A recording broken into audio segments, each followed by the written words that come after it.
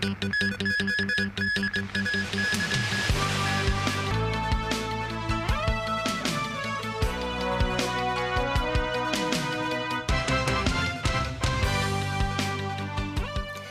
evening, and thank you for joining us.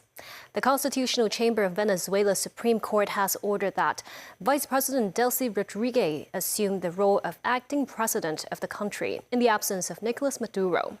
Maduro was seized early Saturday morning in an operation by U.S. forces, and at least 40 people were killed, according to the New York Times, quoting an unnamed Venezuelan official. This as U.S. President Donald Trump said the U.S. would run Venezuela temporarily and tap its vast oil reserves to sell to other nations. Tracy Furness reports.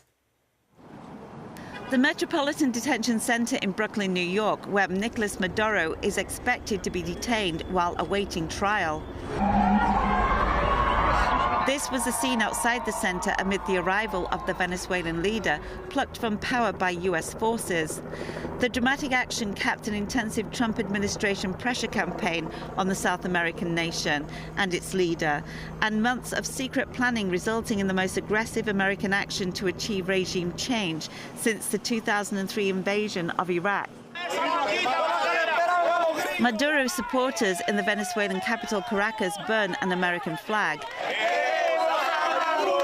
Others chant, "We want Maduro." Here he is depicted as a superhero. This government supporter said, "Today the Venezuelan people rise up in outrage at the bombing of our homeland, affecting our people and our country. And to make matters worse, they have kidnapped our president." During a televised speech from Delcy Rodriguez, a ticker at the bottom of the screen identified her as the vice president. But President Trump indicated that Rodriguez had been sworn in already as president of Venezuela, per the transfer of power outlined in the Constitution. But state TV did not broadcast any swearing-in ceremony. This as celebrations took place in Florida as people chanted liberty and draped Venezuelan flags over their shoulders. It's a combination of feelings, of course. You know, there's fears, there's excitement. There's so many years that we've been waiting for this. You know, that something had to happen in Venezuela. We all need the freedom. Meanwhile, a legal expert has pointed out that the U.S. has violated some international legal concepts by abducting a foreign leader. First of all, of course, there's a violation of state sovereignty, which is contemplated in the UN Charter Article 2. There is also a different point which is important to consider, which is the head of state immunity, by which usually a head of state is granted immunity even if he is charged by a crime during the time that he is in power. And there is the provision of extraterritorial law enforcement, which is exactly what this case would be. It is a capture or abduction of a foreign leader in foreign soil. Tracy Furness, TVB News. With the situation in Venezuela rattling the world, Executive Council member Jeffrey Lam says the Latin American country's crisis underscores the importance of national security.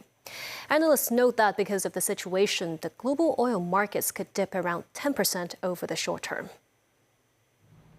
In response to possible repercussions of Venezuela's turmoil on Hong Kong, Executive Council member Jeffrey Lam describes the situation as unfortunate, but he also underscores how the case reflects the critical need to safeguard national security and how a stable environment in Hong Kong is essential for wooing investment. As the situation is still evolving, it will definitely affect the crude oil situation around the world. Whether it will jack up the price, whether it will affect prices of different raw materials, we are yet to see. But we expect the situation in Venezuela may attract more foreign investments to Hong Kong. Lam says Hong Kong has limited direct trade ties with Venezuela, but knows that the country is a major oil exporter, and any sharp movement in oil prices could affect import-export businesses and the broader market sentiment. Lawmaker Sunny Tan knows Hong Kong could serve as a stabilizer amid global uncertainties. We can see that in the global situation, especially in the Western world, there's a lot of uncertainties happen. And Venezuela is one of the kind of situation where it's hard to predict how to manage, But in Hong Kong, the key is we are the stabilizer. Our country is the stabilizer. Market analyst Jasper Low believes oil prices could ultimately fall by more than 10% as investors anticipate that U.S. may eventually regain control over Venezuela's oil production. He explains that years of sanctions and curbs have suppressed Venezuelan exports, but markets are now pricing in a potential recovery in supply regardless of how the political situation unfolds. A fire broke out in a flat at Shek Kip Mei Estate, leaving 1 man dead and 8 injured. Officers are investigating a possible electrical fault which may have started the blaze. Samantha Lee has the details. Video from the scene showed flames and thick smoke emerging from the windows of the burning unit. The police said several reports were received from residents who noticed smoke billowing from the flat in Mei Yu House at about 8 a.m. Firefighters arrived and used water jets to extinguish the blaze. A man was found in the burned unit and was certified dead at the scene. Firefighters brought multiple residents to safety, while more than 200 others self-evacuated. 1 man and 7 women who were suspected to have inhaled heavy smoke were taken to hospitals for treatment. Some elderly people received oxygen masks to assist with breathing. The fire started on the 21st floor, with residents on the same floor recalling heavy smoke which filled their apartments. I could not go out at all. I had to close the door. It was terrifying. I could not see anything, this man recounted. He also noted there were many cardboard pieces placed in the hallway, and fire doors remained open before the incident. Another resident from a higher floor reported hearing the fire alarm and promptly escaped with his family. The fire officers indicated that the burned unit contained a large amount of clutter and would investigate the cause of the fire, including the possibility of power failure. Yip Kam Kong, acting assistant divisional officer of the Fire Services Department, stated that the building's fire safety systems were functioning properly. He also called on the public to get to know escape routes and how to use fire safety tools, such as fire hose reels. Samantha Lee, TVB News. Financial Secretary Paul Chan says new economy companies listed in Hong Kong now account for around 30% of the city's total market turnover, adding that a steady stream of frontier tech firms is expected to seek listings this year. In a blog post, Paul Chan wrote that leading GPU or graphics processing unit developer Biren Intelligent Technology became the first company to go public in Hong Kong in 2026. Recognized as one of China's 4 little dragons in the GPU sector, Biren is also the first GPU stock listed in Hong Kong. As of the end of last year, more than 400 new economy companies were listed in the city. While they only make up 15% of the total number of listed firms, they account for roughly 30% of overall market cap and turnover. Apart from welcoming these firms to raise funds in Hong Kong, Chan says the government also encourages them to establish operations, manufacturing facilities, and research centers in Hong Kong, or set up regional and international headquarters in the SAR. He notes that Biren Tech was first introduced to Hong Kong in 2023, following his visit to Shanghai that year. Temperature in the city is estimated to fall to as low as 12 degrees Celsius midweek this week. This as a winter monsoon is expected to affect the coast of Guangdong. The observatory said with the monsoon easing slightly, temperatures will rise moderately on Monday, but it will become colder again starting on Tuesday. Minimum temperature is forecast to be around 12 degrees Celsius on Wednesday and Thursday. By the weekend, the mercury is predicted to edge higher once more.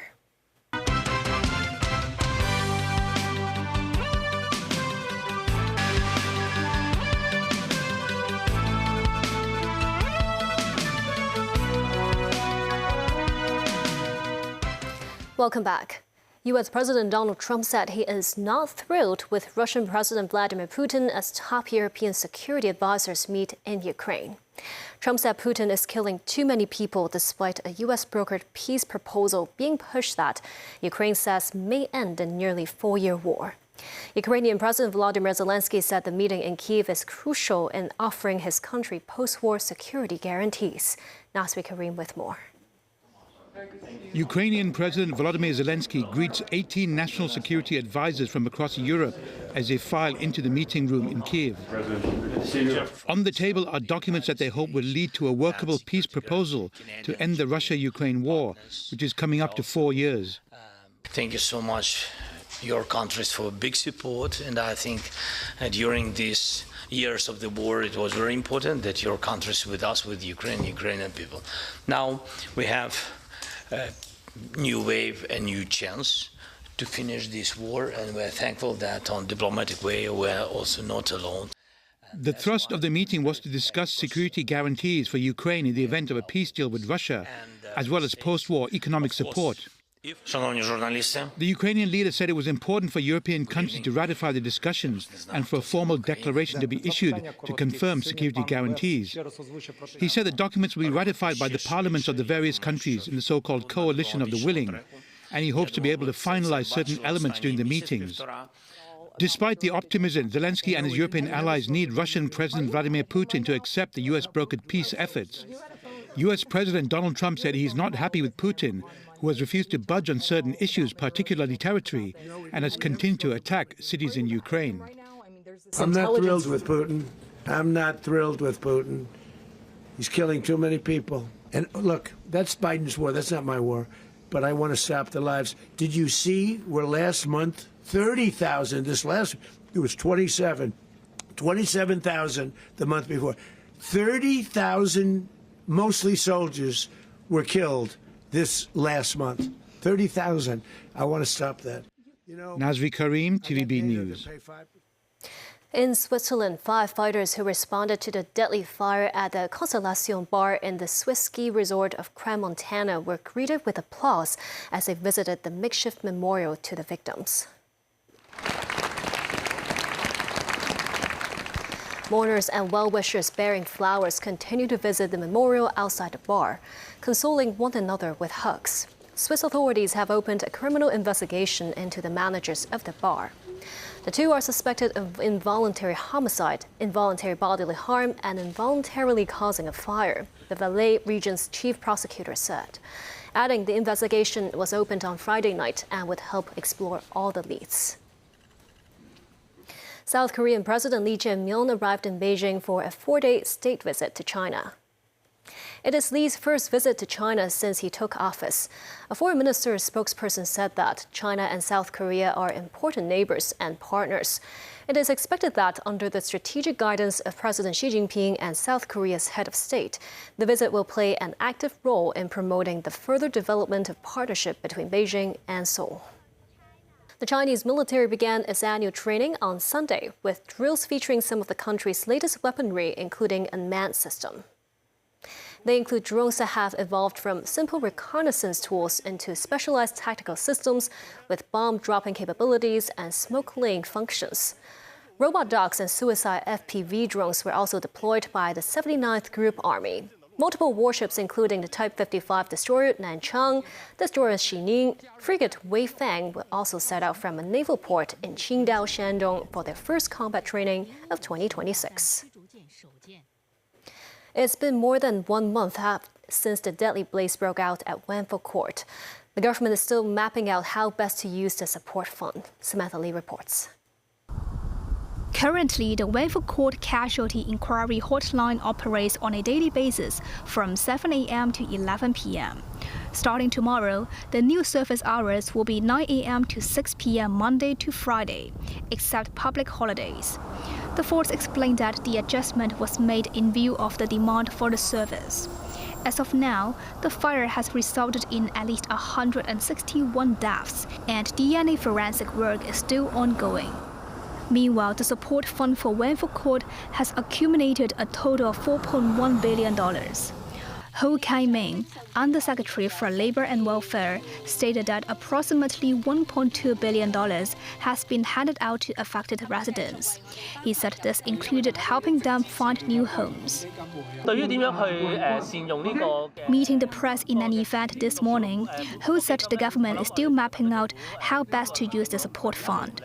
He also urged property owners not to take advantage of this situation to inflate home prices, describing that it's not something Hong Kong people would like to see. Celine, TVB News. The mandatory reporting of child abuse ordinance is poised to take effect on the 20th of this month. Undersecretary for Labor and Welfare Ho Kai-ming says 2 new residential childcare centers have been set up to handle the potential increase in reported child abuse cases. He says these centers will provide emergency accommodation for over 380 additional children each year. He adds that to prevent child abuse at its source, the Social Welfare Department will set up 4 community parents and children's centers on a pilot basis. They will enhance parent-child interactions and teach positive parenting skills through play-based services. The CEO of the COHK Medical Center, Chung Ken-lai, believed there may be a reduction in prices for 24-hour outpatient service at his hospital in the next 2 months. The new public hospital fees came into effect on New Year's Day. Speaking on the TVB News program, Chung said it will take time to observe if there has been an increase in patients' visits at private emergency medicine centers. He says some patients often worry about hidden charges at private emergency centers. In response to this, he revealed that his hospital is considering a price reduction or providing package deals by the end of this month or early next month. He said he hopes to give clear information on the approximate costs for medical care.